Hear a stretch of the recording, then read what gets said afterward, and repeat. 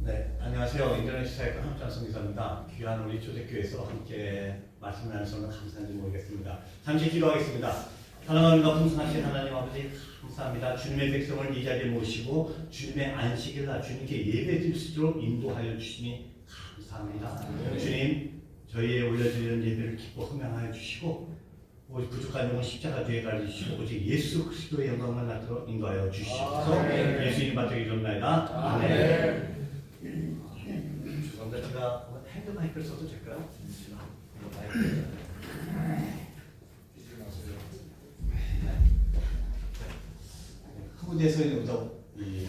한국에서는 의뢰를 못해서요. 사랑하는 여러분, 하나님이 노아에게 뭘 만들라고 그랬죠? 방주입니다. 그러니까 하나님이 노아에게 방주를 만들라고 말씀하신 게 아니라 구체적인 설계도를 주셨습니다. 구약에 성경에 보면은 크기는 몇 킬로에 높이는 몇 킬로에 아주 구체적인 설계도를 주셨어요. 마치 우리가 집을 만들 때 청사진을 만들지 않습니까? 블록빛으로 아주 구체적으로 청사진을 주셨습니다. 그래서 노아가 자기의 계획을 하나도 없이 하나님이 주신 청사진대로 방주를 만들었습니다. 노아의 계획은 하나도 안 들어가고 하나님이 주신 대로 만들었습니다. 그런데 막상 다 만들고 봤더니 그 방주에는 가장 중요한 세 가지 부품이 없었습니다. 여러분 이상하지 않습니까? 하나님이 주신 설계대로 만드는데 하나님이 주신 청사진대로 만들었는데 방주를 만들고 봤더니 가장 중요한 세 가지 부품이 없었습니다. 뭐가 없었는지 아십니까? 방주에? 그 방주에는 엔진이 없습니다. 그 방주에는 방향을 틀 수 있는 키가 없었습니다. 그 방주에는 방향을 틀 수 있는 배를 멈출 수 있는 닷도 없었습니다.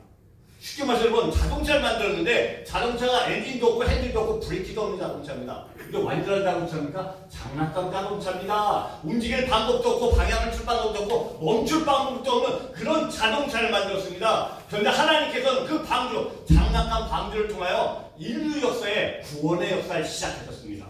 네. 우리 다 같이 한번 따라 하실까요? 태바. 조금 더 심차게 하실 수 있으시죠? 태바. 바로 그 방주의 히브리어 단어로 태바라는 단어를 썼습니다. 방주의 히브리어 태바였습니다. 근데 놀랍게도 그 태바랑 똑같은 단어가 구약에 또 한 번 나옵니다. 바로 모세 갈대상자입니다. 모세 갈대상자를 히브리어로 똑같이 태바라는 단어를 쓰셨습니다. 하나님이 모세 갈대상자도 엔진도 없고 핸들도 없고 브레이크도 없었습니다. 나일강에 그냥 떠내려가는 배였습니다. 그런데 하나님께서 그 모세 갈대상자를 통하여 하나님 백성의 구원의 역사를 시작하셨습니다. 여러분 이 말씀은 무엇입니까? 하나님은 저와 여러분을 통하여 구원의 역사를 하기 원하십니다. 하나님이 일하기 원하십니다. 그런데 한 가지 조건이 있습니다. 우리 마음대로 우리 엔진을 갖고 마음껏 달려가고 우리 마음대로 방향을 멈추고 우리 다 마음대로 멈추기를 원하시는 것이 아니라 저와 여러분의 인생에 엔진도 하나님 앞에 올려드리고 우리 인생의 핸들도 하나님 앞에 올려드리고 우리 인생의 브레이크도 하나님 앞에 올려드리고 하나님 저는 움직일 방법이 없습니다. 그리고 어디로 가야 될지도 모르겠습니다. 언제 멈출지도 모르겠습니다 하고 고백할 때 하나님이 저와 여러분을 통하여 하나님의 구원의 역사를 시작하시라 믿습니다. 그 하나님이 오늘 에스겔에게 나타나셨습니다. 오늘 읽은 에스겔 47장 1절부터 12절은 이스라엘 백성이 바벨론에 끌려가서 25년 동안 포로 생활하고 있을 때입니다. 여러분 한번 상상을 해보십시오. 자기 나라도 아니고 남의 나라에 가서 25년 동안 포로 생활을 하고 있었습니다. 그들 마음에 희망이 있었을까요? 아마 처음 1년 5년은 기도했을 거예요. 하나님 우리 좀 구해주세요. 우리 갇혀 죽는다. 우리 살려주세요. 근데 아무런 응답이 없으셨습니다. 10년이 지나갔고 15년 20년이 지나갔습니다. 제 생각에 이스라엘 백성이 이런 마음이었을 거예요. 하나님은 우리를 버렸다. 아니 신은 없다. 신은 없다. 어떻게 25년씩이나 하나님 아무 응답이 없으실 수가 있냐. 신은 없다. 신은 죽었다. 우리를 버렸다. 완전 좌절 가운데 있을 때 절망 가운데 있을 때 하나님이 에스겔 선지자에게 나타나셨고 이스라엘 백성에게 미래를 보여주셨습니다. 사랑하는 성도 여러분, 때때로 우리 신앙생활 하다가 답답하신 적 없으셨습니까? 하나님 어떻게 이렇게 응답이 없으십니까?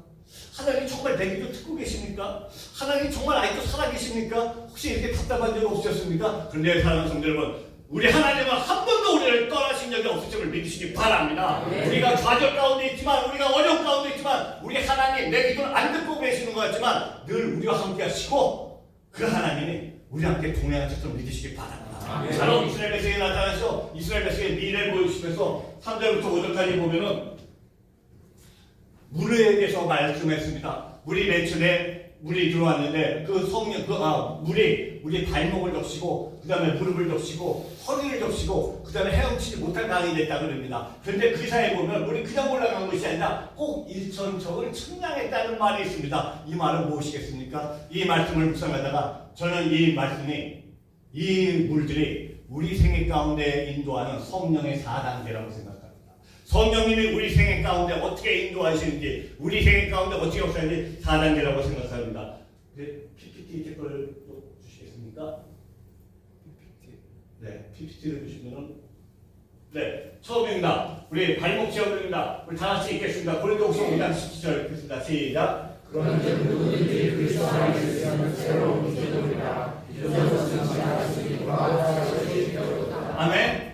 그런즉 누구든지 그리스도 안에 있으면 새로운 피조물이라 이전 것은 지나갔으니 보라 새로운 시기였도다. 여러분, 성령의 우리 발목에 있다는 것은 성령의 물이 우리 발목에 적시되는 것은 저와 여러분이 주님을 영접했다는 것입니다. 저와 여러분이 주님을 아버지로 부를 수 있다는 것입니다. 어느 누구든지 성령이 아닌 것은 하나님을 아버지라고 부를 수 없다고 말씀하셨습니다. 우리가 아버지라고 부르고 주님을 영접했다는 것은 그 물이 생수의 물이 우리 발목을 적시다는 일단입니다. 여러분 어떻게 주님을 만나셨습니까? 여러분이 주님을 찾아가셨습니까? 여러분 세상에 많은 종교가 있습니다. 세상에 수많은 종교가 있는데 기독교를 제외한 모든 종교는 힌두교, 불교, 유교, 이슬람 모든 종교는 인간이 자기가 수행을 하면서 신을 찾아갑니다. 인간이 자기가 하나님을 신을 찾아가려고 수행을 하면서 고행을 하면서 신이 누군가 어떻게 하면 신을 만나서 찾아갑니다. 그런데 기독교는 정반대입니다.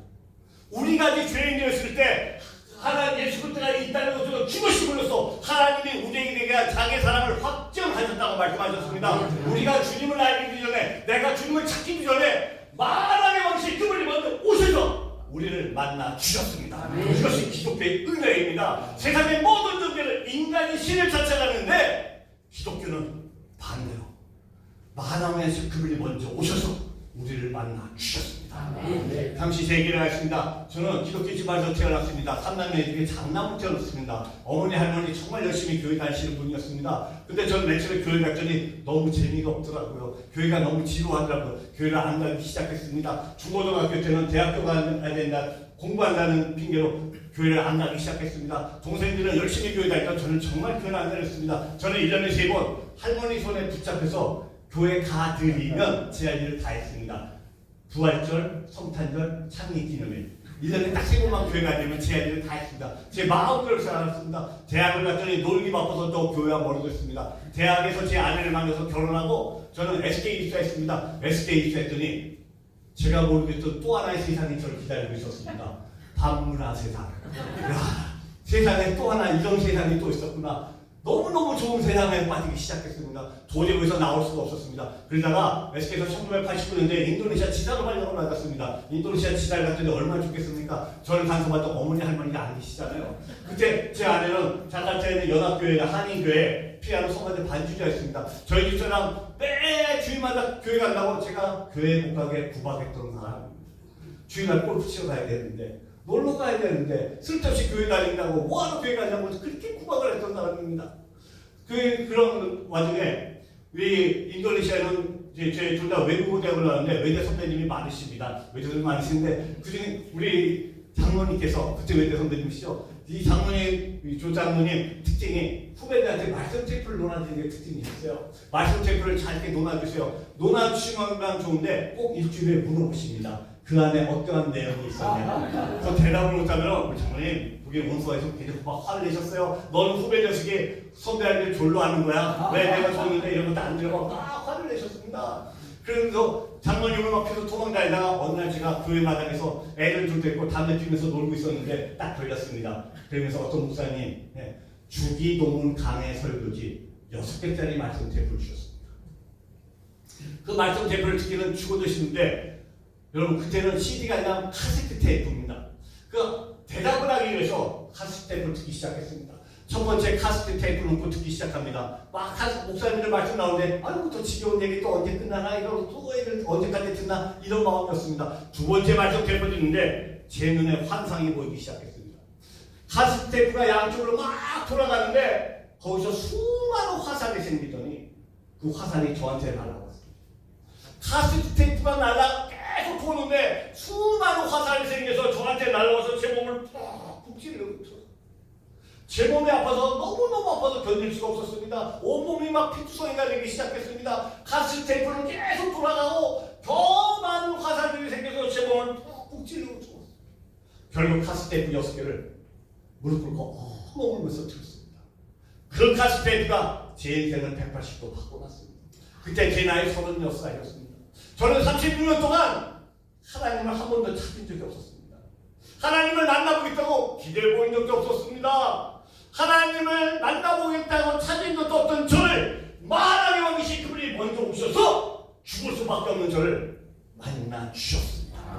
제 나중에 히브리서에 하나님의 말씀은 살아서 운동력이 있어 좌우에 날수 먹다 이해다요 우리 홍과 영과 관절과 옷을 찔러 쪼개린다는 말이 히브리서에 이런 말이 처음 알았습니다. 그리고 제가 나중에 은혜 받고 깨달았습니다. 하나님이 저를 왜 만나주셨을까요? 제가 잘나서요? 제가 똑똑해서요? 아닙니다. 여러분, 어머니의 기도, 할머니의 기도, 저를 놓고 36년 동안 눈물로 기도했던 어머니 할머니의 기도, 아내의 기도가 때가 참에 강권적으로 하나님이 저를 구원해 주셨음을 깨달았습니다.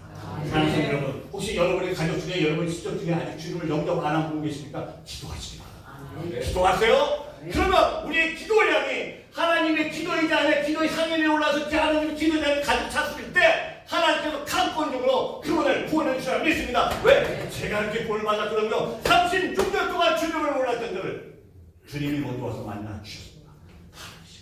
우리가 주님을 알기 전에 그분이 먼저 와서 만나 주시고 이것이 바로 기독교입니다. 여러분이 주님을 영접하셨다는 것은 생수의 가게인데 발목을 적시문이 1단계였습니다. 그럼 2단계는 무엇이 있습니까? 2단계에 있겠습니다. 에베소 6장 11절 읽겠습니다. 시작. 우리의 싸움은 혈과 육을 상대하는 것이 아니요 통치자들과 권세들과 이 어둠의 세상을 주관자들과 하늘에 있는 악의 영들을 상대하노라. 아멘. 그러면 2단계 물이 저희 두름을 적시다는 것은 바로 저와 여러분이 기도하기 시작했다는 겁니다. 저와 여러분이 영적 전쟁을 시작했다는 것입니다. 세상에는 하나님의 나라와 악의 나라밖에 없습니다. 그 중간은 없습니다. 우리가 영적 전쟁에서 함께 기도하고 시작했을 때 우리가 무릎에 그것이 바로 물이 우리 무릎에 왔다는 것입니다.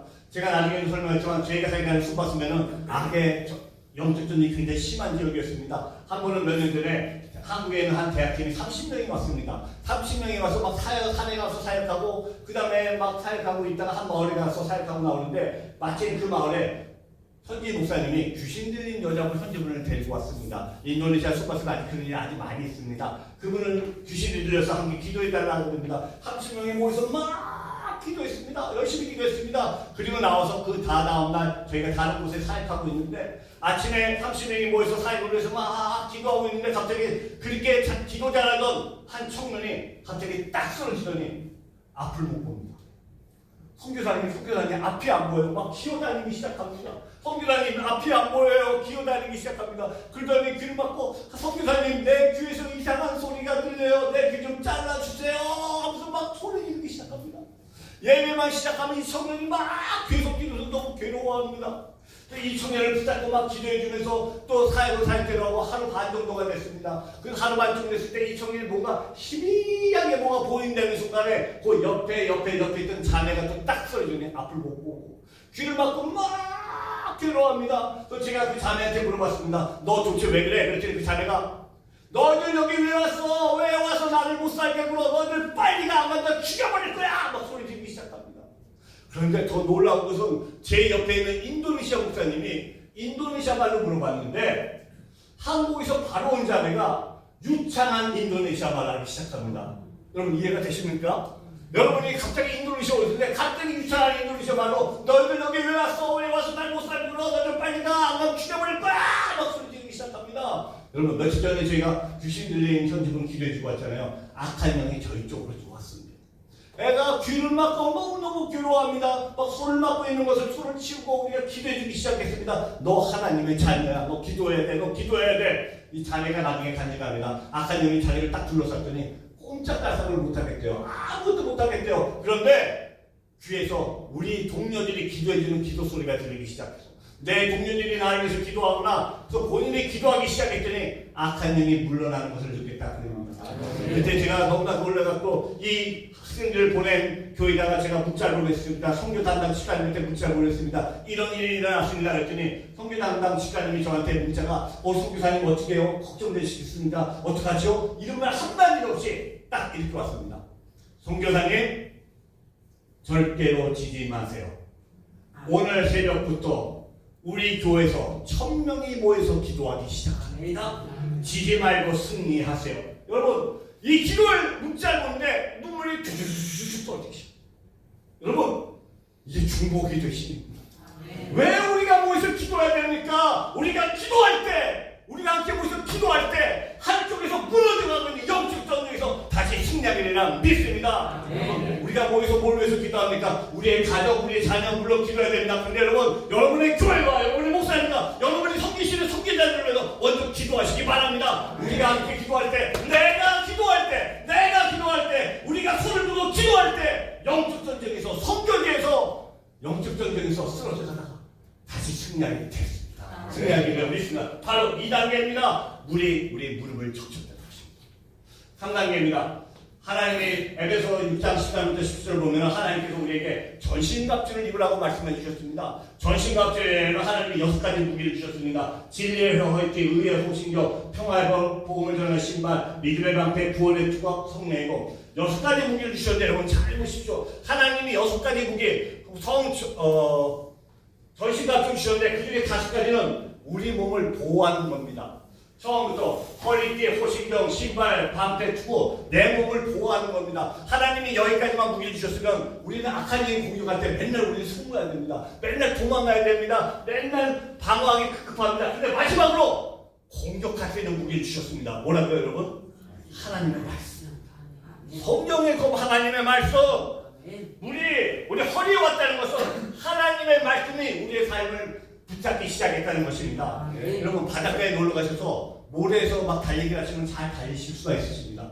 근데 물속에 들어가서 달리실 때 잘 달리실 수가 있으시나요? 바닷물 속에서? 잘 못 달립니다. 왜 못 달리죠? 물이 우리를 붙잡고 있기 때문에. 똑같습니다.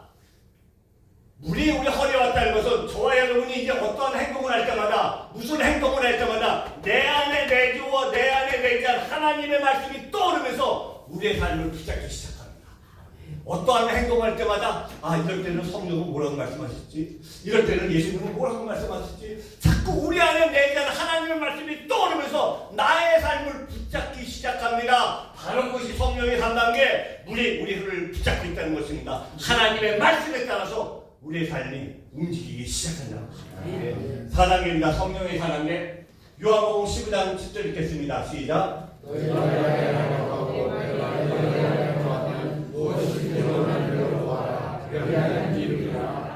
무엇이든지 원하는 대로 구하라. 그리하면 이루리라. 얼마나 감사한 말씀입니까? 정말 무엇이든지 원하는 대로 구하라. 그리하면 이루리라. 얼마나 좋은 말씀입니까? 그런데 조건이 하나 있습니다. 너희가 내 안에 구하고 내 말이 너희 안에 구할 때 성령이 사는 게 물 안에 잠겼다는 것은 완전히 성령 안에 잠겨서 성령이 이끄는 삶을 살라는 말씀입니다. 여러분 제가 한번 여쭤볼게요. 세상에 수많은 새가 있습니다. 그 새들 중에 가장 오래 나는 새가 무슨 새일까요? 가장 멀리 나는 새가 무슨 새가 가장 멀리 날까요? 어떤 새가 제일 멀리 날까요? 독수리일까요? 솔개일까요? 여러분 알바트로스라는 새가 있습니다. 알바트로스라는 새가 있는데 이 새는 15일 동안 한 번도 안 쉬고 날아갑니다. 한 번도 안 쉬고 15일 동안 날아갑니다. 1년에 지구를 7바퀴를 돕니다. 또 조류학자들이 연구를 하기 시작했습니다. 이 새는 도대체 어떻게 이렇게 멀리 날고 오래 날 수 있을까? 근데 알바트로스의 특징은 날개가 3m, 4m 굉장히 날개가 큽니다. 그래서 날개를 반을 딱 접고 땅에서는 뒤뚱거려서 너무 쉽게 붙잡힌대요. 사람들한테. 그래서 이 새의 별명이 바보새예요. 사람들한테 너무 쉽게 붙잡힌다고. 근데 이 새는 뒤뚱뒤뚱하면서 언덕 위로 올라가서 높은 데 언덕 위로 올라가서 자기가 원하는 바람을 기다린다고 합니다. 자기가 원하는 바람이 왔을 때 그 바람 위에 올라타고 날개를 쫙 펴고 안식을 한다는 겁니다. 세상의 모든 새는 날개를 하면서 날개를 열심히 하면서 플라잉을 하는데 자기가 날개질을 하면서 플라잉을 하는데 알바트로스 새는 날개를 쫙 펴고 글라이딩을 한답니다. 플라잉이 아니라 자기가 날개질을 하는 것이 아니라 플라잉이 아니라 날개를 쫙 펴고 안식하면서 바람을 타고 글라이딩을 한다고 합니다. 그래서 힘이 안 들기 때문에 15일씩이나 쉬지 않고 날아갈 수 있다고 합니다. 여러분 이것입니다. 성령이 이끄는 싸움. 성령의 바람이 불어왔을 때, 성령의 바람이 우리 생애자에 불어왔을 때 여러분 그 성령의 바람에 올라타시고 성령 안에 모든 것을 맡기시고 그 안에서 안식일을 저와 여러분들이 바랍니다. 그때 하나님께서 성령이 원하시는 방향으로 우리를 이끌어 가시다 믿습니다. 인도네시아 한국까지 오는데 비행기 7시간 타고 와야 됩니다. 비행기 7시간 타는 동안 비행기에서 뭘 해야 될까요? 비행기 빨리 가라고 밀겠습니까? 비행기 빨리 가라고 그래서 뛰겠습니까? 아니요, 가만히 앉으시더니 인천까지 데려다 줍니다. 똑같습니다. 성령의 바람에 올라타고 성령의 비행기에 올라탔을 때 그 안에서 안식하고 있으면 하나님이 우리에게 원하시는 목적지까지 저와 여러분을 데려다 주시다 믿습니다. 이것이 바로 성령의 4단계입니다. 여러분은 지금 몇 단계 계십니까? 1단계 계신 분, 2단계 계신 분, 3단계 계신 분, 4단계 계신 분. 우리 주님은 우리가 아직도 초보 학문의 초보 시장에 머물기를 원치 않으시고 그리스도의 장성한 분량까지 이르기를 원한다고 말씀하셨습니다. 저와 여러분 모든 분이 성령의 사랑에 성령의 가문에 빠져서 성령의 이끄는 삶을 다시는 저와 여러분에게 바랍니다. 그래서 매우 중요합니다. 여러분 왜 우리가 사랑하는지 매우 중요합니다. 바로 그 이유가 에스겔서 40장 6절부터 12절에 나와 있습니다. 여러분 6절부터 12절에 봤더니 뭐라고 나와 있죠?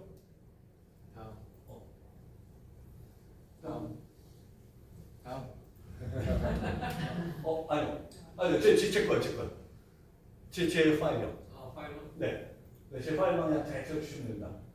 자, 6절부터 12절에 보면은 12절에 보면은 바닷물이 솟아난다고 합니다. 물이 어디 들어갔다고요? 동해 아라바로 들어갔습니다. 그랬더니 죽었던 바다가 살아나고 생물들이 살고 고기들이 있고 감초에 많은 것들이 살고 앵네디에서 에나이까지 금을 치는 곳이 되었다고 합니다. 여러분 물이 어디로 갔다고? 아라바 동해로 갔습니다. 앵게디에서 에나이까지 흘러갔습니다. 앵게디와 에나그라임은 사해바다, 여러분 사해바다 아시죠? 바다는 바다인데 생명적으로 죽어요 바다. 사해바다의 서쪽 끝과 동쪽 끝이 앵게디에서 에나그라임입니다. 사해바다에 흘러들어갔더니 죽은 바다들이 살아나기 시작했습니다.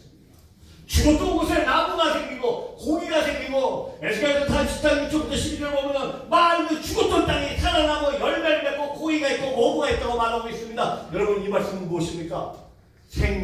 생수의 강질이 우리가 성령 안에 있을 때 그 생수의 강질이 흘러 들어가서 죽었던 곳을 살린다고 말하고 계십니다. 저는 이 말씀을 좀 하나 깨달았습니다. 사랑하는 성도 여러분, 기독교인들의 특징은 어떤 사람을 기독교인이라고 그랬겠습니까? 어떤 사람들이 기독교인들의 특징은 뭘까요? 착한 사람, 남을 잘 도와주는 사람, 굉장히 어려운 분을 잘 도와주는 분, 그것도 특징 중에 하나입니다. 그런데 여러분, 만약에 기독교인들이 거기서 끝난다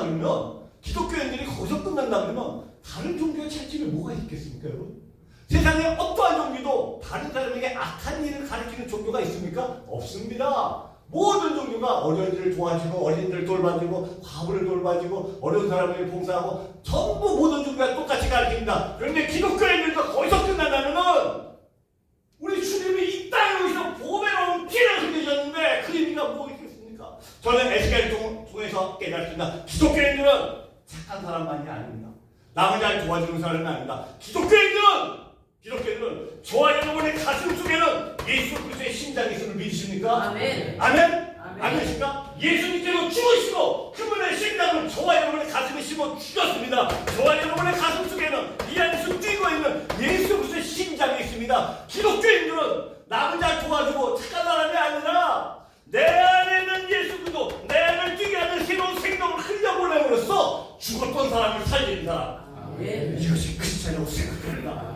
크리스찬들은 생명을 살리는 사람이지 불의유 돕기 하는 사람이 아닙니다. 교회는 불의유 돕기 단체가 아닙니다. 여러분, 교회는 신복단체도 아닙니다. 교회는 생명을 살리는 곳입니다. 오직 교회만이 할 수 있는 거. 왜? 그리스도의 심장이 있기 때문에. 저와 여러분 그리스도인들은 그리스도의 심장을 갖고 있기 때문에 착한 사람에서 만족하지 마시고 사람에서 만족하지 마시고 죽은 영혼들을 살리는 사람, 사람을 살리는 사람이 되시기 간절히 바랍니다. 저 여러분은 그저 그런 사람이 아닙니다. 여러분, 생명을 살릴 수 있는 권리를 주셨습니다.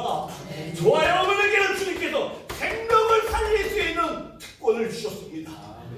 생수의 강들을 흘려보내서 죽었던 영혼들을 살리시는 저와 여러분들이 바랍니다. 인도네시아 가도록 하겠습니다. 인도네시아 저희가 이 앞에 불 꺼주셔도 괜찮습니다. 인도네시아는 제가 소개해드리는 순바스면 여러분 인도네시아 그러면 정글 우거진 매듭을 생각하시죠. 여러분 보이시니까 죽어있는 땅입니다. 땅은 땅인데 죽어있는 땅, 아무것도 살지 못하는 땅, 완전히 척박한 땅, 사해바다 같은 땅이었습니다. 사해바다가 바다는 바다인데 생명이 없는 곳이 사해바다입니다. 땅은 땅인데 생명이 없는 땅, 죽어있는 땅이다. 저희가 18년 전에 처음에 이 산에 이 마을에 들어가서 한 마을을 갔습니다. 한 집을 갔더니 여러분 그 집안에 시신을 4군을 모시고 있더라고요. 집안에 시신을 4군을 모시고 같이 살고 있었습니다. 11년, 6년, 5년, 3년 시신을 집에다 두고 그 시신에게 밥을 갖다 주면서 같이 공양하는 사람들입니다. 생명이 없는 사람들, 복음을 한 번도 듣지 못해서 예수 그리스도가 누군지 모르고 죽어있는 사람들이었습니다. 한 마을을 또 지나갔습니다. 우연한 교회에 장례식이 있었는데 장례식을 보고 있었는데 갑자기 살아있는 말을 붙잡아보더니 말이 난도질해서 쓰러집니다. 말 옆구리를 오픈해서 말의 심장을 꺼내는데 말 심장을 죽은 사람 관유에 갖다 놓습니다. 제가 물어봤습니다. 왜 이런 날씨입니까? 죽은 영혼 혼자 저승길을 가면 얼마나 외롭겠습니까? 저승길 가는데 친구해주기 위해서 동물을 죽인대요. 부자는 동물을 많이 죽이고 가난한 사람은 새를 다 많이 죽여서 복음을 한 번도 듣지 못하고 죽어있는 영혼들이었습니다. 순바스면은 여러분 아직도 저희가 사역하는 순바스면은 아직도 21세기 아프리카도 아닌데 아직도 전기가 없습니다. 인터넷도 안 됩니다. 심지어 자동차로 들어가려면 해서 이런 산을 넘어 들어가야 됩니다. 가까운 곳은 3시간, 4시간, 먼 곳은 산을 넘어서 왕복 한 마을 갔다 오는데 7시간을 걸어서 갔다 옵니다. 마을을 넘고 나가면 또 마을이 있고 죽어있는 사람들, 아직 주님을 모르는 사람들, 한 번도 복음을 듣지 못한 들 죽은 영혼들이 있었고 그 안에 18년 동안 그들에게 생수의 강들을 흘려보내기 시작했습니다. 생명을 보내기 시작했습니다. 그러던 가운데 이분들이 원하는 게 있었습니다. 한 번만 돼도 의사를 만나보게 된다는 거예요. 의사를 만나본 적이 한 번도 없는 곳입니다. 병원이 없고 학교도 없고 식수도 없고 전기도 없고 인터넷도 없는 곳이다 보니까 아무런 시설이 없었습니다. 의사를 한 번만 만나보게 되는 것입니다. 그래서 제가 한 11년 전에 한국에 있는 한 교회를 소개해서 의료 소개팀이 처음 왔습니다. 그때 60명이 왔습니다. 순바성을 가기 위해서는 여러분 발리 타시죠? 발리에서만 비행기가 있습니다. 발리에 비행기 타러 왔는데 비행기 타러 딱 갔더니 그냥 인도네시아 로컬 항공에 오늘 비행기가 고장났답니다. 그래서 비행기 수리 중이라 내일 다시 오랍니다. 10년 전에 아직 인도네시아 로컬 항공사가 굉장히 상황이 안 좋았었거든요. 그 다음에 딱 갔더니 어저께까지 있던 우리 좌석이 다 캔슬됐다고 일주일 후에 다시 오라 그럽니다. 그래서 무슨 얘기냐, 너희들이 어저께 올라오라 그러지 않았냐, 자기네들 모른다는 거예요. 무조건 일주일 후에 오래요. 나중에 알고 봤더니 이 로컬 항공이 오버부킹을 너무 심하게 해놓은 거예요. 근데 명단을 봤더니 외국인이 60명 있잖아요. 몸창고에서 일주일에 옮겨놓고 무조건 모른다 그러니까 일주일에 오래요. 그런데 의사분들이 한국에서 일주일 간신히 휴가받아 오셨는데 어떻게 일주일씩 기다리겠습니까? 60명이 발리 인터내셔널 공항에서 무릎 꿇고 엉엉울면서 기도했습니다.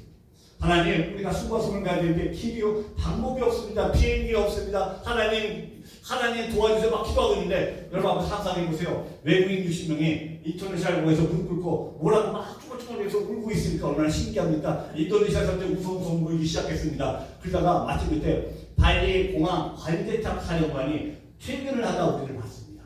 그래서 저한테 물어봤어요. 무슨 일이냐. 사촌형을 얘기했더니 그분이 갈 수 있는 방법이 한 가지가 있답니다. 한 가지 방법이 있죠.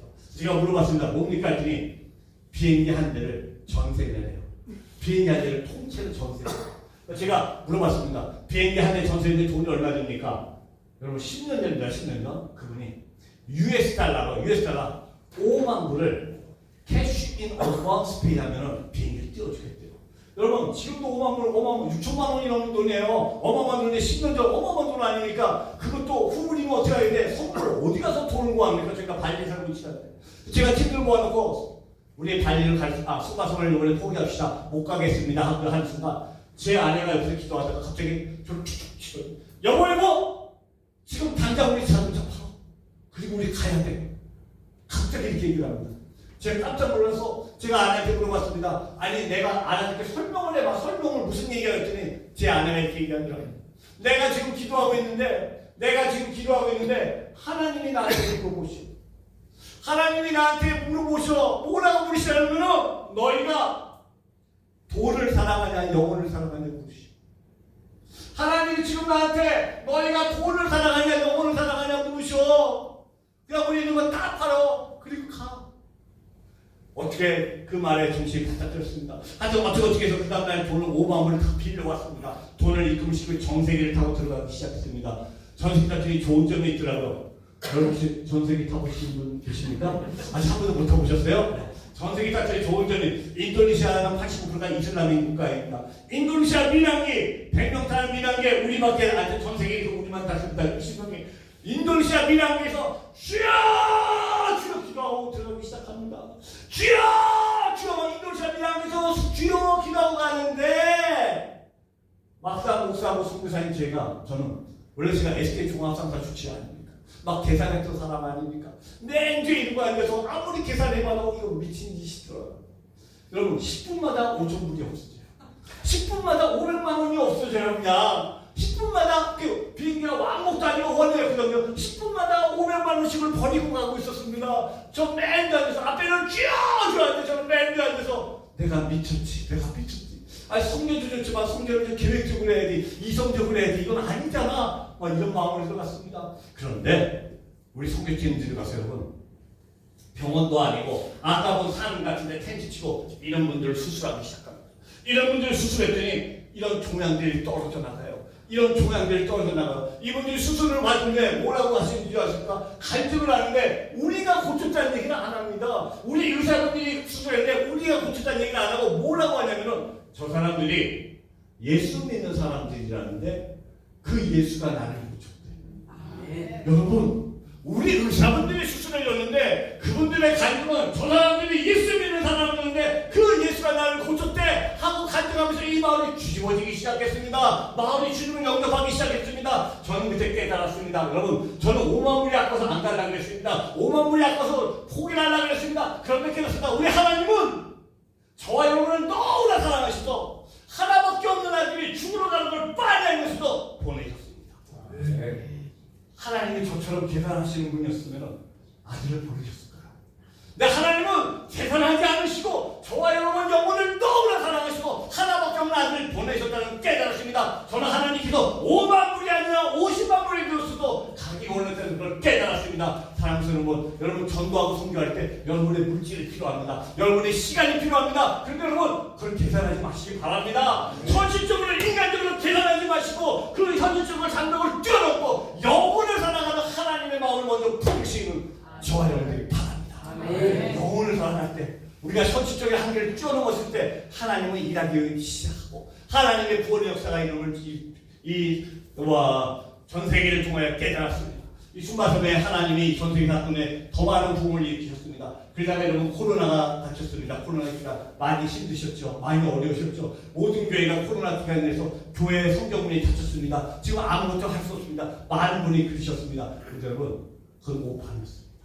하나님은 하나님의 한 번도 멈추신 적이 없으십니다. 왜? 하나님은 영혼을 너무나 사랑하시고 코로나 기간에도 하나님이 쉬지 않고 일하기 시작하셨고 코로나 기간에 저희가 섬기는 순바섬에는 더 큰 부흥이 일어났습니다. 우리 전도사님들도 소천하시고 우리 마을 분들도 코로나 때문에 많이 돌아가셨지만 마을이 더 많은 마을이 개척되고 하나님은 더 많은 영혼들을 구원하기 시작했습니다. 수많은 마을들이 개척되기 시작했고 마을 사람들에게 세례를 주기 시작했습니다. 그러다가 서수마을, 중수마을 한 마을이 또 개척됐습니다. 이때는 산 위에 있는 마을이었는데 새로운 마을이 개척돼서 이제는 원수에 예배되는데 이때는 교회를 건축할 돈이 없었습니다.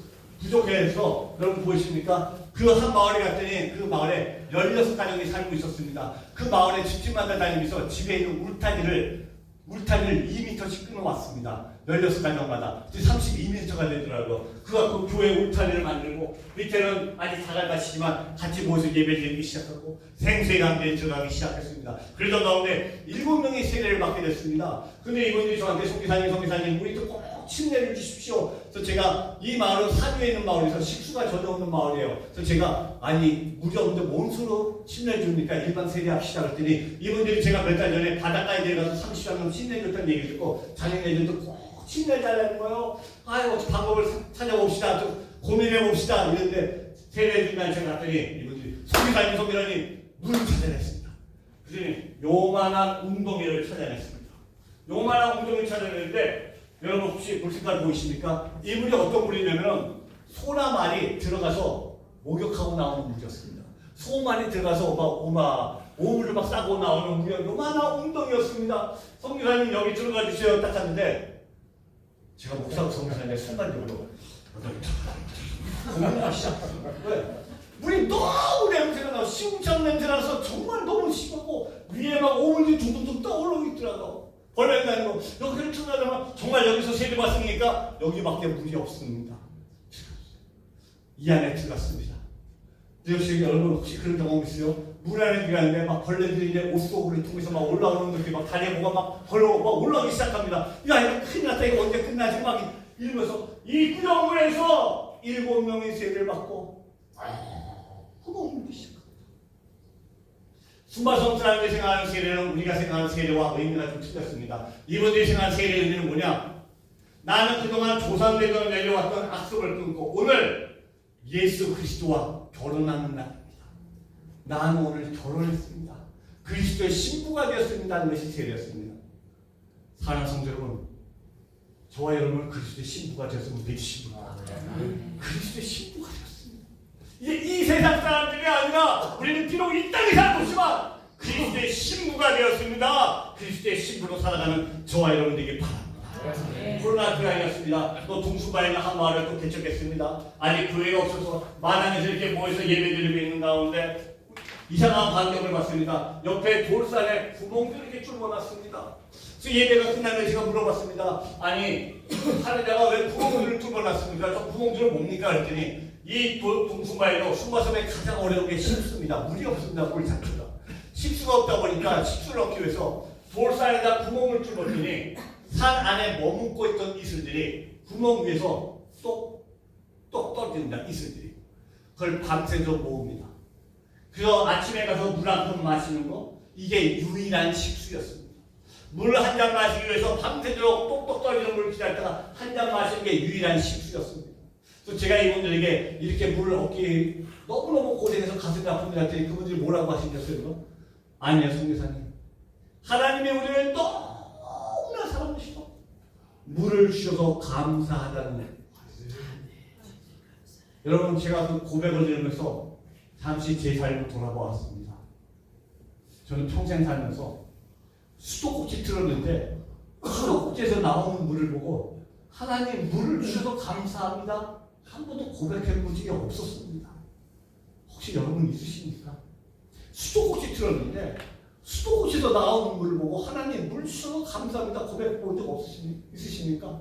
저는 없었습니다.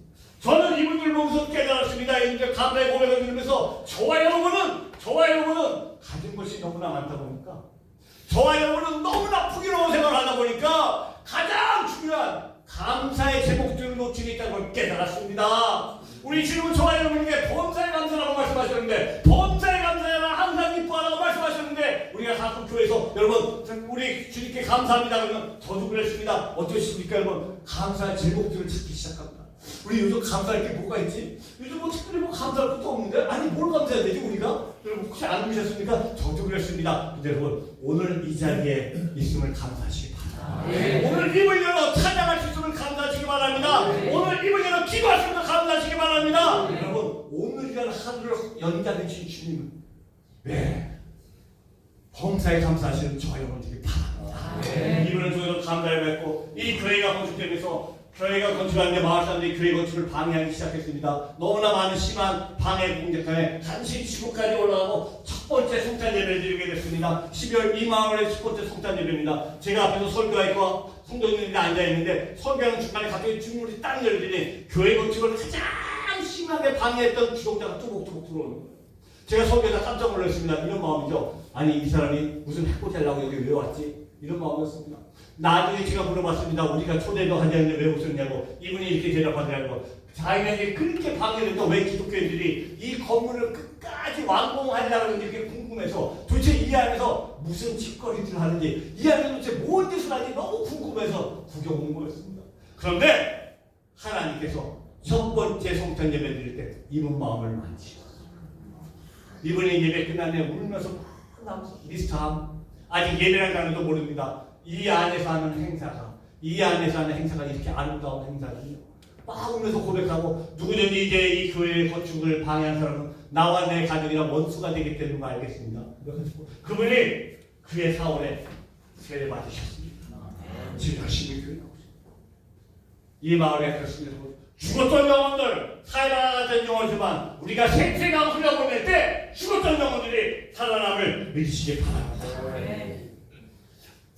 저희가 살펴다 만난 한 아이입니다. 이 아이는 7살 된 아이인데 이 아이는 7년 동안 눈을 감아본 적이 없습니다. 태어나면서 무슨 장애아로 태어나면 눈꺼풀이 없이 태어났습니다. 여러분 눈꺼풀 하나 없다는 게 무슨 뜻인지 아십니까 여러분?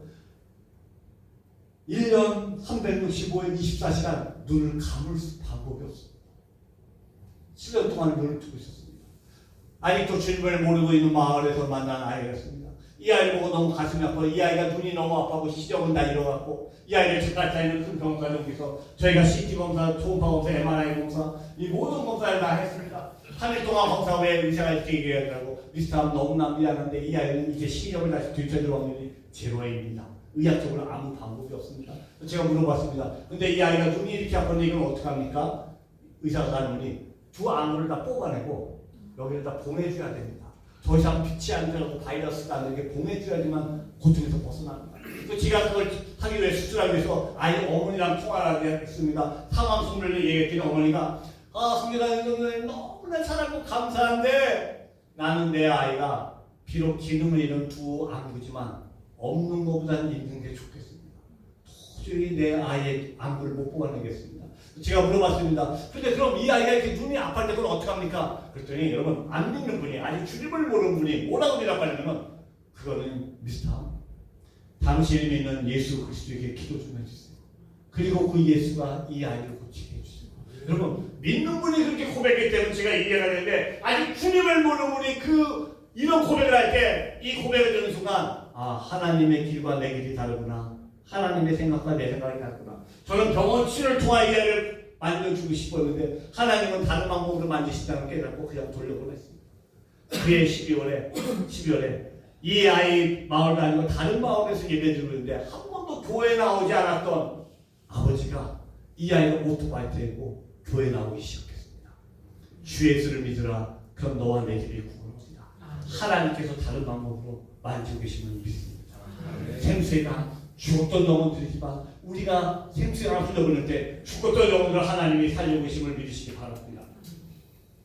한 아이입니다. 동수발다인가가 만난 아이입니다. 메일이라는 아이입니다. 이 아이는 태어나면서 오른쪽 다리가 완전히 쉰 상태로 태어났습니다. 6년 동안 걸어보지 못한 아이였습니다. 이 아이를 보고 너무 가슴이 아팠고 이 아이가 숨바섬에서 엑스레이 찍어서 한국에 있는 서울 아산병원에다가 저희가 보내봤습니다. 아산병원 소아정형외과에서 보니 엑스레이를 보시더니 성교사님 빨리 데리고 오세요.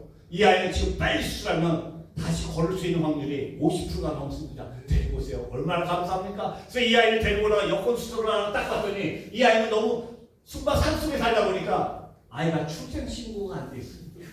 그래서 아이 출생신고하려고 사무실에다가 봤더니 부모도 출생신고가 안 돼 있습니다. 그러니까 몇십 년 전으로 돌아가서 아버지 출생신고, 어머니 출생신고, 둘 결혼신고, 아이 출생신고, 여권 만드는데 13개월이 되는데 여권이 나오지가 않습니다. 결국 도지사를 찾아가서 막 사정사정해서 재작년 2월에 여권을 딱 받았습니다. 여권 보고는 감사합니까? 빨리 작가되는 한국 대사관에 서류를 하러 딱 접수시켰더니 대사관에서 지금 코로나 기간이라 외무부에서 모든 외국의 입국 자체가 금지됐습니다. 모든 비자 발급이 다 중단됐습니다. 아무것도 못 드립니다. 낙심이 됐지만 기도하면서 외무부와 한국 대사관에다가 진정서를 보냈습니다. 이 아이는 지금 빨리 수술하지 않으면 평생 불구로 살아야 됩니다. 선처만 합니다. 진정서를 보냈더니 한 달 후에 연락이 왔습니다. 송교사님 이 아이건이 한국 외무부 고위층까지 상달했고 고위층 분들이 상해 본 결과 이 건은 한국과 인도네시아 양국 간의 인도적 차원을 보여서 특별 비자를 주겠습니다. 코로나 기간에 특별 비자가 받았습니다. 그리고 저희 부부가 이 아이를 내고 이 아이를 스치어 끌고 들어왔습니다. 65일 동안 코로나 기간에 아산병원에서 수술을 다 받고 재활 훈련 받고 65일 만에 인도네시아 들어갈 때 아이가 걸어 돌아갔습니다. 이 아이가 걸어 돌아갈 때 순가성 공항에 마을 사람들이 70명이 모였습니다. 정말 우리 마을 아이가 걸어 들어오는 게 정말이야? 어떻게 6년 동안 못 걷던 애가 어떻게 걸어 들어와? 그리고 그 다음에 우리도 모르는, 왜 우리 마을에 우리도 모르는 한국 사람들이 와서 왜 우리 아이를 데리고 한국이라는 나라까지 가서 왜 수술을 해줬을까? 그리고 저질만한 예수가 누굴까? 그게 궁금하다. 이 아이를 통해서 여러분 185명 전 마을이 집단 개종이 됐습니다. 여러분 죽었던 사회, 죽어야 되는 사회지만 주님의 복음을 모르는 사회지만 주님께서 일하실 때 우리가 생수를 흘려보낼 때 죽었던 마을이 주님 앞에 돌아오고 생명이 살아나는 것을 느끼게 해주셨습니다. 와, 아직도 숨가슴에는 많은 마을들에 주님을 모르고 있는 마을들이 많습니다. 여러분 또 한 마을에 발견했는데 여러분 보이십니까? 이 돌무리가 돌을 쌓아놓고 이 돌이 자기 마을을 지키는 신이 됩니다. 맨 처음에 이 마을에 가서 제가 예배드리는데 저희가 기도를 하면 기도를 못하게 합니다. 당신네들이 다른 이름으로 기도를 하면 우리 마음을 지키는 돌신이 노하십니다. 기도하시면 안 됩니다. 아픈 사람들을 찾아다니고 기도하기 시작했습니다. 한 영혼 놓고 기도해주기 시작했습니다. 여러분 아직도 수많은 마을들이 죽어있던 마을들, 사회가던 마을들, 교회가 없어서 마당에서 함께 예배드리면서 복음을 전하면서 그들에게 생명을 전할 때 하나님께서 일하기 시작하셨고 지금 수바섬에 하나님의 은혜로 39개 마을이 개척됐습니다. 지금 4개 마을이 또 개척 중했습니다. 현재 수바섬에 저희가 교회를 건축할 때 교회를 건축해드리는 게 아니라 저희는 건축 자재만 보내드리고 마을 사람들이 직접 짓게 합니다. 왜? 마을 사람들이 직접 지어야지만 본인들 교회가 되기 때문에 12월입니다. 작년 12월입니다. 동수바의 한 마을에 아주 산속에 있는 마을에 또 하나의 교회를 헌당했습니다. 마을 사람들이 120명이 모여서 막 예배드리는 가운데 슬픔이 있었습니다. 이 마을의 교회가 건축하는 가운데 건축되기 3개월 전에 축대가 무너져서 건축을 하시던 마을 그 세 분 중에 큰 돌에 깔리셨습니다. 두 분은 다리가 부러지셨고 한 분은 허리를 다치셔서 결국 소천하셨습니다. 저희가 120명에서 막 헌당예배에서 너무 기쁨 가운데 헌당예배 드리는 가운데 한 분의 소천이 있었기에 슬픔이 있었습니다. 그래서 예배가 끝나면 저희 부부가 와서 그 집을 찾아갔습니다. 그 아내분을 껴안고 위로해드리고 기도해드리고 가져간 위로금 드리면서 제가 이렇게 얘기했습니다. 너무나 죄송합니다. 우리 때문에 남편분이 돌아가시게 되는 것에 대해서 너무나 죄송합니다. 우리가 만약에 교회를 건축하지 않았으면 안 돌아가셨을 텐데 이렇게 돌아가시면 죄송합니다. 그랬더니 아내분이 이렇게 대답하더라고요.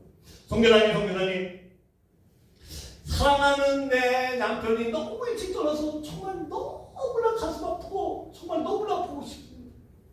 그런데 성교사님 내 남편이 다른 일도 아니고 하나님의 집을 짓다가 하나님이 불러가셨기에 하늘나라에 있음을 믿습니다. 그리고 오늘 우리가 헌당예배 드릴 때 우리 모두 헌당예배 드릴 때 비록 내 남편은 육신이 오지 못했지만 하늘나라에서 우리를 보면서 마음껏 기뻐하고 있음을 믿습니다. 성기관이 미안해할 필요 없습니다. 그 얘기를 합니다. 저는 그걸 보면서 깨달았습니다. 여러분 하나님의 나라는 그냥 확장되는 것이 아닙니다. 하나님의 나라가 확장되기 위해서는 우리의 땀과 우리의 헌신과 우리의 성김과 우리의 수고와 우리의 순결을 통하여 하나님의 나라가 확장되고 있음을 깨달았습니다. 그런데 여러분 그동안 하나님께서 하나님이 홀로 일 안 하시고 왜 우리 보고 하나님의 일을 함께 동참을 하고 계실까요?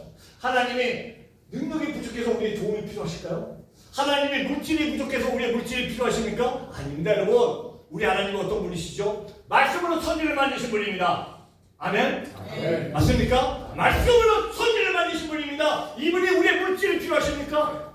우리의 도움이 필요하십니까? 아닙니다. 여러분 우리 하나님은 홀로 다 일하시고 홀로 영광 받으시기에 마땅하신 분입니다. 그런데 이사야를 봤더니 이렇게 말씀하십니다. 사랑하는 나의 아들 딸들아 내 안에 들어와서 나와 함께 영광을 받자. 내와 함께 찬송을 받자고 말씀하고 계십니다. 하나님은 홀로 일하시고 모든 거 홀로 일하시고 하나님은 나라를 다 확장하시고 홀로 영광 받으시기에 마땅하신 분이 저와 여러분을 하나님의 영광 속에 부르기 위해서, 하나님의 찬송 속에 부르기 위해서 저와 여러분을 보고 하나님이 이제 동참하다고 말하고 계심을 믿으시기 바랍니다. 하나님은 저와 여러분을 그분의 영광, 그분의 찬송 속에 초청하기 위해서 저와 여러분을 보고 함께 일하자고 하시고 믿으시기 바랍니다.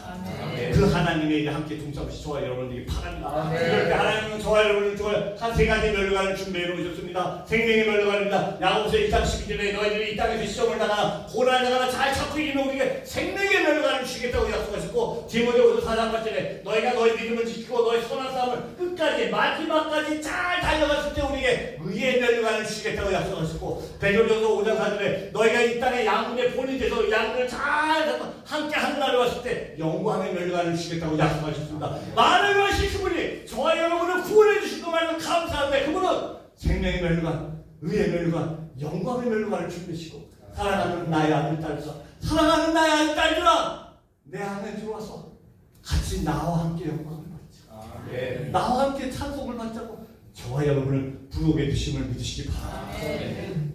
시간이 많이 조금만 더 하겠습니다. 조선바의 12월입니다. 올해도 되지 않고 바로 9월달 9월 전입니다. 한 마을에 또 다니기 시작했습니다.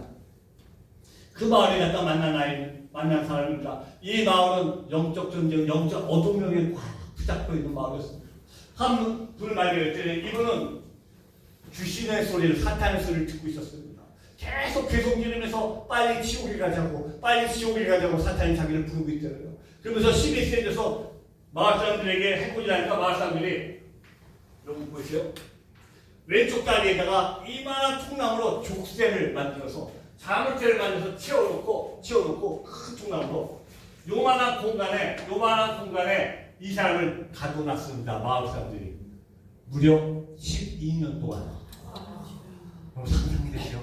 12년 동안 이분은 요만한 공간에 갇혀서 다리에 한쪽에 통나무 치고 계속 소리 지르면서 사탄이 자기를 부르고 있다고 괴로워하고 있었습니다. 12월이었습니다. 이 마을을 발견했고, 이 마을에 들어가서 공을 전하고 생수의담을 전하면서 입을 놓고 기도하기 시작했습니다. 하나님, 이분을 붙잡고 있는 악의 영의 고리가 끊어지기 원합니다. 악의 영이 끊어지고 예수 그리스도 자유롭게 되면 기도하기 시작했습니다. 12월이었습니다. 1월달에 가서 또 기도했습니다. 2월달에 또 가서 기도했습니다. 2월 중순이었는데 갑자기 이분이 연락 왔습니다. 선교사님, 제가 11년 만에 처음으로 성경을 보고 싶은 마음이 생겼습니다. 성경 하나만 보내주세요. 빨리 보내줬습니다. 그리고 조금 있다가 제가 2월 말 3월 초에 잠시 외출했는데 그때 우리 전도사님이 연락이 왔습니다. 선교사님 오늘 기적이 일어났습니다. 무슨 기적입니까? 우리가 아직 교회가 없어서 마당에서 예배드리고 있는데 이분이 찬송 소리를 듣더니 10일 만에 처음으로 자기도 예배드리고 싶다. 내가 주님을 만나고 싶다고 12년 만에 처음으로 족쇄가 풀려가서 나와서 예배드리면서 주님을 영접했습니다. 여러분 한번 얼굴이 비교가 되십니까? 악한 영에 붙잡혀서 12년 동안 괴로워하고 있는 이분의 얼굴과 예수를 만나며 환하게 웃고 있는 얼굴 모습 비교가 되십니까? 여러분, 이것이 성교입니다. 성교와 전도는 물건을 갖다 주는 게 성교가 아닙니다. 물건을 갖다 주는 게 전도가 아닙니다. 성교와 전도는 그 지역을 붙잡히는 어둠의 영혼을 끊어지고 악한 영의 권리를 끊고 그 영혼이 예수 안에서 자유롭게 되는 거, 예수 안에서 새로운 생명이 되게 되는 거, 이것이 전도고 성교라고 생각합니다. 왜? 저와 여러분 속에 예수의 생명이 있기 때문에 우리 안에 예수의 생명이 흘러보낼 때 죽었던 영혼들이 살아나리라 믿습니다. 저희가 섬기는 한세민 마을입니다. 자카르타 1500명에서 2000명의 한세민들이 계십니다. 나와 앉아주시죠. 이분들은 무슬림입니다. 맨 처음에 저는 평생에 한세민 마을을 살게 한 번도 기도해 본 적도 없고 계획해 본 적도 없었습니다. 한 7, 8년 전에 우연히 한세민 마을, 8, 6년 전에 한세민 마을을 방문하게 됐고 저희 부부가 방문하게 됐습니다. 이제 한세민들은 다리가 딸려나가고 막 피고름이 나고 냄새가 나고 무섭고 이렇게 뒤에서 쳐다보고 있었는데 제 아내랑 쳐다보고 있었는데 갑자기 제 아내가 막 앞으로 가더니 한세민 한 분을 껴안고 울면서 막 기도를 해주시더라고요. 아내가 기도하는 모습을 보고 제가 목사고 성공했는데 제가 은혜를 받아야 되는데 은혜를 받는 게 아니라 제가 말씀드릴게요. 화가 났습니다. 아니 이 여자가 왜 아무 데서 이렇게 나서지? 아니 이 여자가 왜 공통식 아무 데나 나서지? 생각도 없이 저렇게 나서고 화가 났습니다. 돌아가는 차에서 제가 막 화를 냈어요. 아니 당신이 생각을 해야 될 거 아니야. 생각도 없이 그냥 아무 데나 나서서 막 껴안고 막 그러면 어떡해. 조심해. 아무 생각도 없이 그렇게 행동해. 막 화를 냈는데 한마디 대답도 안 하고 딱 한마디 하죠. 여보, 이 사람들도 하나님의 형상을 만들었잖아. 하나님의 형상을 만든 사람은 고통받는 게 너무 가슴 아파. 그 한마디가 비수와 같이 찔러 들어왔고 돌아가는 차 안에서 하나님 이 영혼들 저희가 숨기겠습니다 하고 한세인 마을 사역을 시작했습니다. 근데 이분들은 100% 무슬림이십니다. 우리가 기독교이고 목사님도 알고 매출을 받아줄 줄 알았지만 이분들에게 죽어있는 영혼들에게 생수의 영혼을 흘려보내기 시작했습니다. 이분들에게 하나님의 말씀을 들어가기 시작했습니다. 이분들은 길거리에서 구걸하시는 분들이에요. 낮에 길거리에서 구걸하다가 뜨거운 아스팔트에서 구걸하다가 복수가 차서 죽으시기도 하고 밤에는 구걸하다가 자동차에 치여서 죽으시면 쓰레기장에 버려지는 분들입니다. 이분들에게 먹을 것 갖다 주시고 이분들의 상처를 꼬매가 씻어드리고 이분들에게 피가 흘렸을 때 마음문이 열리기 시작했습니다. 이제 여러분 보이십니까? 이분들 자녀들을 저희가 공부시키기 시작했습니다. 비록 부모는 한세인이고 사회에서 멸시받지만 자녀들이 고등학교까지 나오지만 가난에서 벗어날 거 아니냐. 설득하면서 자녀들을 공부시키기 했더니 이제 자녀들이 이슬람 신앙을 볼 수도 있는 자녀들이 기도를 받기 시작합니다. 당신이 믿는 예수 그리스도의 이름으로 기도해서 기도를 받기 시작합니다. 아이들 마음이 열리기 시작했습니다. 이들이 원하는 게 아니셨습니다. 평생에 소풍을 한 번만 가게 되고요. 한 번도 소풍을 가본 적이 없습니다. 그래서 한 4, 5년 전에 코로나 전에 한 4, 5년 전에 220명을 데리고 처음으로 소풍을 갔습니다. 소풍 가는데 가장 어려웠던 점이 버스 대지라는 일이 됐습니다. 아무 버스 회사도 한센이냐고 안 태워주는 거죠. 버스비를 3배를 더 주고 같이 하고 우리나라는 민속촌 같은 데 가서 220명 재밌게 놀았습니다. 예배도 드리고 점심도 먹고 선물도 주고 게임도 하고 재밌게 놀고 돌아올 때 물어봤습니다. 오늘 뭐가 제일 좋으셨어요? 어떤 분은 맛있는 거 먹은 거, 어떤 분은 선물 받은 거, 어떤 분은 구경한 거. 근데 마지막 한 분이 이렇게 대답하더라고요. 오늘 처음으로 내가 인간이었구나. 내가 인간이었다는 걸 처음 한번 느껴봤어요. 그게 너무 비록 한세인이고 무슬림이지만 하나님이 사랑하는 영혼이죠. 이분들 다리가 잘리고 절단하고 다리가 없는 분들에게 의족을 드렸더니 너무너무 좋아하시더라고요. 의족받으면 뭐가 제일 좋으세요? 구걸하러 멀리 갈 수 있어서 좋습니다.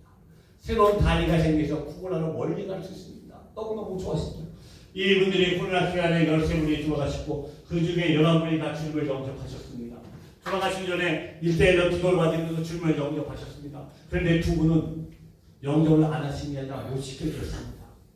한 번은 이런 일이 있었습니다. 저희 부부가 순바섬에 가서 보름 동안 막 사역을 했습니다. 산을 타고 다니면서 막 사역했더니 보름 동안 사역했더니 몸이 너무 피곤한 상태가 됐습니다. 육신적으로 너무너무 피곤한 상태가 됐는데 일정이 맞지 않아서 바로 저희가 잠깐 타고 갔고 한세민 마을 사역하게 됐습니다. 한세민 마을 하루 종일 사역하는데 너무 피곤하다 보니까 어떤 마음이냐면은 오늘 사역을 빨리빨리 마치고 집에 가서 좀 쉬자. 오늘 빨리빨리 사역 마치고 집에 가서 쉬자. 너무 피곤해서 못 살겠다 막 이런 마음이었습니다. 그래서 막 사역하고 나올 때 하루 종일 사역하고 밤에 나오는 때 두 분이 쓰러진 걸 제가 봤습니다. 봤으면 가서 제가 기도하고 영접기도 시켰을 텐데 몸이 너무 피곤하니까 순간적으로 오늘만 날인가 다음 주에 와서 하지. 다음 주에 와서 다시 하자. 다음 주에 와서 하자. 그냥 제가 쓰러진 분을 보고 그냥 왔습니다. 그래서 3일 후에 그 두 분이 돌아가셨다는 연락을 받았습니다. 그날 밤에 기도하는데 하나님께서 마구마구 부으셨습니다. 하나님께서 마구마구 부으시면서 뭐라고 말씀해 주셨냐면 네가 네 몸뚱아리 하나 펴달라. 네가 게을러서 마지막 구원받을 수 있는 두 영혼을 네가 버렸다 하시더라고요. 네가 네 몸뚱아리 하나 펴달라고 네가 게을러서 마지막 구원받을 수 있는 두 영혼을 네가 버렸다 하시면서 그 죄값을 네가 받으라고 말씀하셨어요. 그러면서 에스겔서 33장을 떠올리게 해주셨습니다. 나중에 읽어보세요. 에스겔 33장에 보면은 마을에서 망루를 세웠습니다. 망루에 파수꾼을 세웠습니다.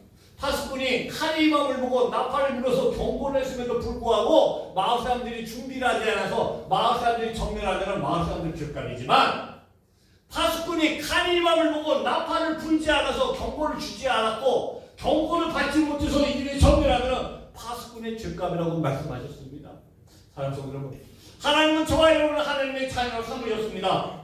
아멘이십니까? 네. 아멘. 하나님의 자녀로 삼으셨습니다. 아멘. 그리고 우리에게 왕권을 주셨습니다. 왕같은 제사장 소의 주님에게서 주님의 거룩함의 소를 삼으셨습니다. 그런데 그렇게 한 이유가 뭐라고요? 너희를 어두운 데서 불러내서 그의 기이한 빛에 들어가게 하신데 아름다운 덕을 선전하게 합니다. 하나님은 저와 여러분을 하나님의 자녀로 삼으셨는데 하나님의 파수꾼으로 삼으셨습니다. 나팔을 불어라, 나팔을 불어라, 생생을 흘려보내라 고 말씀하셨는데 저와 여러분이 내 생활 바쁘다고 나 혼자 잘 살고 잘 먹겠다고 내 주인의 영혼들에게, 여러분의 주인의 영혼들에게 복음을 전하지 않아서 생생을 흘려보내지 않아서 나팔을 불지 않아서 그들의 경건을 받지 못해서 구원받지 못한다면 저와 여러분을 죽라고 우리는 하나님의 자녀된 특권이 있습니다. 특권만 있는 것이 아니라 책임이 있습니다. 나팔을 불어라, 나팔을 불어라, 생생하고 흘려보내라고 말씀하십니다. 여러분, 저는 여러분에게 인도네시아 오라고 말씀하는 것이 아닙니다. 저와 제 아내에게는 인도네시아 땅을 섬겨주셨습니다. 여러분의 섬겨주는 어디 있습니까? 여러분의 직장, 여러분의 가정, 여러분의 학교, 여러분이 지금 있는 곳이 여러분의 섬겨짐을 믿으시기 바랍니다. 그리고 하나님은 그 여러분의 섬겨짐에서 나팔을 불어라, 생생을 흘려보내라, 너의 주의 영혼들에게 생명을 나누지라고 말씀하고 계심을 믿으시기 바랍니다. 여러분, 성전을 해도 되고 안 해도 되는 것이 아닙니다. 성전을 해도 되고 안 해도 되는 것이 아닙니다. 전도를 해도 되고 안 해도 되는 것이 아닙니다. 여러분, 요한복음 3장 16절 여러분 너무 다 아시죠? 다 같이 한번 읽을까요? 시작. 하나님이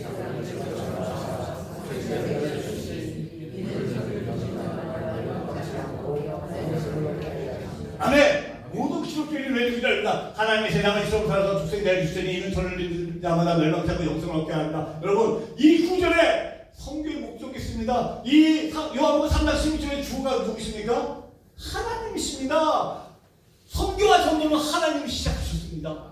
하나님이 성교를 왜 시작했다고요? 이 세상을 너무나 사랑해서, 영혼을 사랑해서, 이게 선교와 전도의 동기입니다. 하나님이 선교하고 전도하는 동기의 이유는 영혼을 사랑해서 너무나 사랑하셨기 때문에 하셨고, 선교의 방법은 그 예수 독생자를 보내셨습니다. 선교의 방법입니다. 파송하셨습니다. 선교의 목적은 뭐라고? 영생을 얻게 합니다. 여러분, 하나님이 시작하신 일이 전도와 선교입니다. 그렇다면 여러분, 하나님의 자녀인 저와 여러분이 해도 되고 안 되는 일이 아닙니다. 여러분, 선교는 교회가 크다고 되는 것이 아닙니다. 가진 것이 많다고 하는 것이 아닙니다. 영혼을 사랑하는 마음이 있는 교회, 교회가 아무리 작아도 그 안에 영혼을 사랑하는 마음이 있으면 살아있는 교회고, 교회가 아무리 많은 성도가 있지만 그 안에 영혼을 사랑하는 마음이 없다면 그것은 죽은 교회입니다.